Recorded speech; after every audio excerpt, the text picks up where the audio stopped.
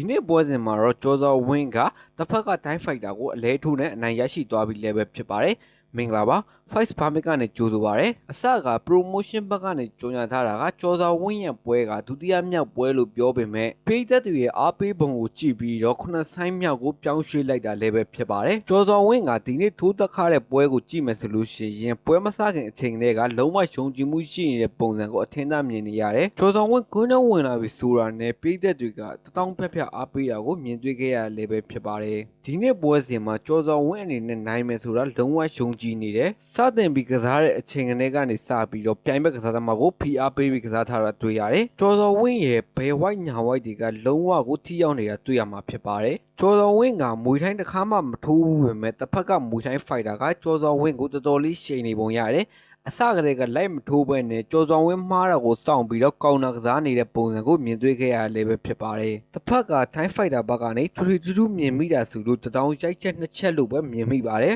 ဒါကလည်းကျော်စောဝင်းအနေနဲ့တိုက်စစ်ပွင့်ပြီးကစားနေရမှာကောင်းတာလွတ်ပြီးတော့ထိုင်းဖိုက်တာအနေနဲ့ထိထိရောက်တောင်ရိုက်ချက်နှစ်ချက်ကိုရိုက်နိုင်ခဲ့တာတွေ့ရမှာဖြစ်ပါတယ်ထိုင်းဖိုက်တာရဲ့ညာတောင်ရိုက်ချက်ကလည်းပြင်းတယ်လို့ပြောလို့ရတယ်ကျော်စောဝင်းအနေနဲ့မျက်ခုံးသားကွဲသွားတာကိုတွေ့မြင်ရမှာပဲဖြစ်ပါတယ်ဒီတောင်ရိုက်ချက်နှစ်ချက်လောက်ဆိုတာကလည်းပြောပလောက်တဲ့အနေထားတော့မဟုတ်ဘူးဘာလို့လဲဆိုတော့ကျော်စောဝင်းကရိုးရကစားနေတဲ့အချိန်ကာလတွေက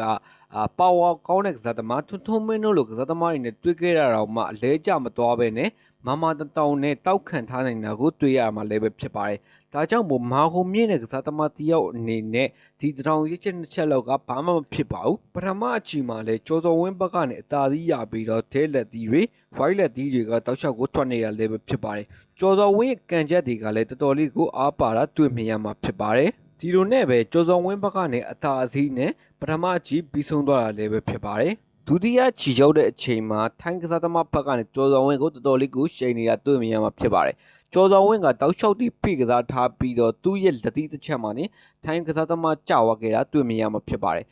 ဒါကဒုတိယအချီရဲ့ပထမဆုံးအလဲထိုးနိုင်တဲ့အခြေအနေလည်းဖြစ်ပါတယ်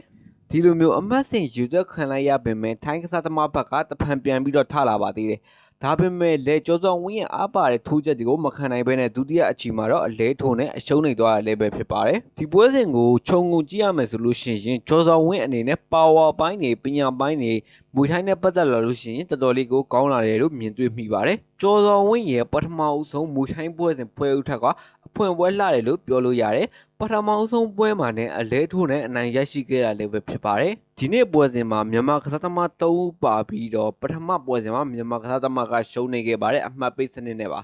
ဒုတိယပွဲမှာတော့ကျော်စောဝင်းအနေနဲ့အနိုင်ရလက်ကိုဖော်ဆောင်နိုင်ခဲ့တာပဲဖြစ်ပါတယ်ကျော်စောဝင်းအနေနဲ့ဒီထက်မကအများကြီးတိုးတက်လာဖို့ရှိတယ်ဒါကြောင့်မလို့နောက်ထပ် One Championship မှာထိုးတက်တဲ့ပွဲတွေကြလို့ရှိရင်ဘယ်လိုရလက်တွေထွက်မလဲဆိုတာကိုကြည့်ရှုရမှာလည်းပဲဖြစ်ပါတယ်ကျော်စောဝင်းရဲ့အလဲထိုးကစားပွဲကဒီနေ့ရဲ့အကောင်းဆုံးပွဲလို့ပြောလို့ရတယ်သူရှိမှရှင်တိုင်ခဲ့တဲ့6ပွဲလုံးမှာအလဲထိုးနဲ့နိုင်ခဲ့တာဆိုလို့ဒီတပွဲပဲရှိပါတယ်လုံးဝမွေထိုင်းရဲ့ရတမြောက်အောင်ဆိုပြီးတော့ပြတ်တက်ခဲ့တဲ့ပွဲလေးပဲဖြစ်ပါတယ်မင်္ဂလာပါကျွန်တော်ရဲ့ channel လေးကတော့ Fight ကတဲ့ Fight Analysis တွေနဲ့ပွဲချုပ်ခန့်မှန်းချက်တွေပြုလုပ်ပေးတဲ့ channel လေးပဲဖြစ်ပါတယ်ဒါကြောင့်မို့ Like Share Subscribe လေးနှိပ်ပြီးအားပေးကြလို့ရပါတယ်ကျေးဇူးအများကြီးတင်ပါတယ်